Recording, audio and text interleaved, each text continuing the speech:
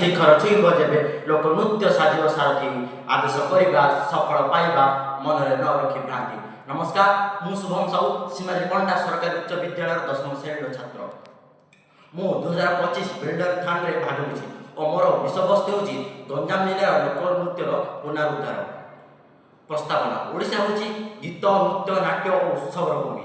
ଏଠାରେ ପ୍ରତ୍ୟେକ ଅଞ୍ଚଳରେ ନିଜସ୍ୱ ଲୋକ ସଂସ୍କୃତି ଓ ଆଚାର ଅଛି ଯାହା ମାନବ ଜୀବନର ସମସ୍ତ ଦିଗକୁ ସ୍ପର୍ଶ କରେ।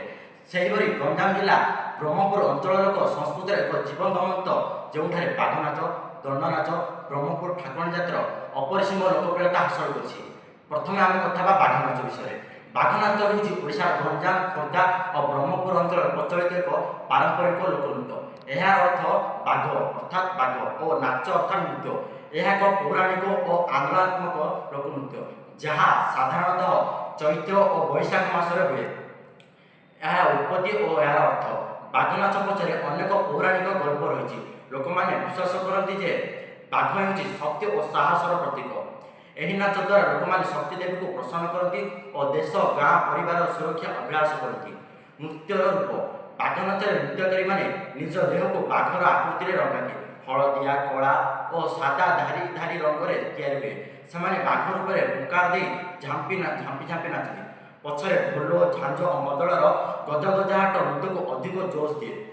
ଏହାର ସାମାଜିକ ମହତ୍ତ୍ୱ: ଏହି ନୃତ୍ୟ ଗାଁ ସମାଜର ଏକତା, ସାହସର ଓ ସଂସ୍କୃତିର ପ୍ରତୀକ।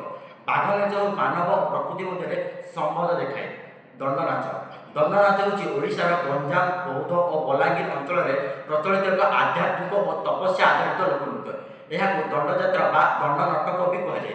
ଏହାର ଧାର୍ମିକ ଅର୍ଥ: ଦଣ୍ଡ ନାଚ ଭଗବାନ ଶିବ, ଦେବୀ ଶକ୍ତିଙ୍କ ଉପାସନା ସହିତ ଜଡ଼ିତ। ଦଣ୍ଡିଆ ବା ନୃତ୍ୟକାରୀ ମାନେ 13 ଦିନ ବା 21 ଦିନ ଧରି ତପସ୍ୟା, ଉପବାସ ଓ ନିୟମରେ ରହନ୍ତି। ଏହି ଦିନଗୁଡ଼ିକରେ ସେମାନେ ନିଜକୁ ଶିବ ଓ ଶକ୍ତିଙ୍କ ଭକ୍ତିରେ ନିର୍ମୋହ ଭାବରେ ନିବେଶ କରନ୍ତି। ନୃତ୍ୟର ପ୍ରକାର: ଦଣ୍ଡ ନାଚ ଦିନରେ ହୁଏ ପାଣିଦଣ୍ଡ, ଅଗ୍ନିଦଣ୍ଡ, ଗୋଟିଦଣ୍ଡ ଓ ରାତିଦଣ୍ଡ। ଏହି ନୃତ୍ୟମାନେ ଯନ୍ତ୍ରଣା ଓ ଭକ୍ତିର ଏହା ସମାରୋହ। ନୃତ୍ୟ ସମୟରେ ଢୋଲ, ମଦଳ, ଗଙ୍ଗା ସଙ୍ଗୀତର ଧ୍ୱନି ଆକାଶ ଭରିଯାଏ। ସାମାଜିକ ଓ ସାଂସ୍କୃତିକ ମହତ୍ତ୍ୱ: ଦଣ୍ଡ ନାଚ ମାନବୀୟ ଧୈର୍ଯ୍ୟ, ଆସ୍ଥା ଓ ଶକ୍ତିର ପ୍ରତୀକ। ଏହା ଗାଁ ଲୋକଙ୍କ ଏକତା, ସାମୂହିକ ଶକ୍ତି ଓ ଭକ୍ତିଭାବକୁ ପ୍ରକାଶ କରେ।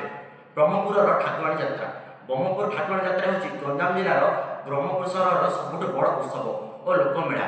ଏହି ଯାତ୍ରା ଦେବୀ ବୁଢ଼ୀ ଠାକୁରାଣୀଙ୍କ ସମ୍ମାନରେ ପ୍ରତି 2 ବର୍ଷରେ ଆୟୋଜିତ ହୁଏ।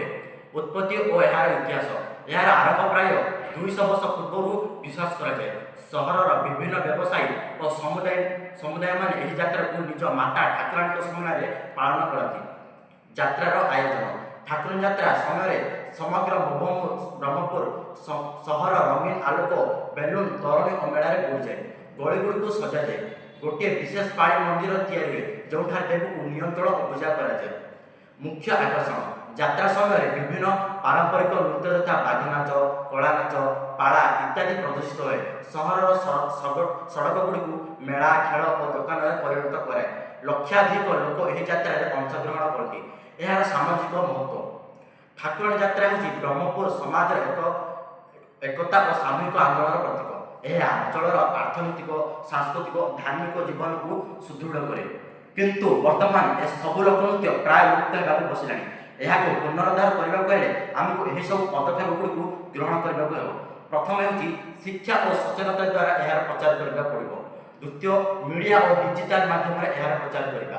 ତୃତୀୟ ହେଉଛି ସାଂସ୍କୃତିକ ଉତ୍ସବ ଓ ପ୍ରଦର୍ଶନ। ଚତୁର୍ଥ ହେଉଛି ପର୍ଯ୍ୟଟନ ଦ୍ୱାରା ଏହାକୁ ପ୍ରଚାର କରିବା। ପଞ୍ଚମ, ପ୍ରଯୁକ୍ତି ଓ ନବୀନତା ମାଧ୍ୟମରେ ପ୍ରଚାର କରିବା।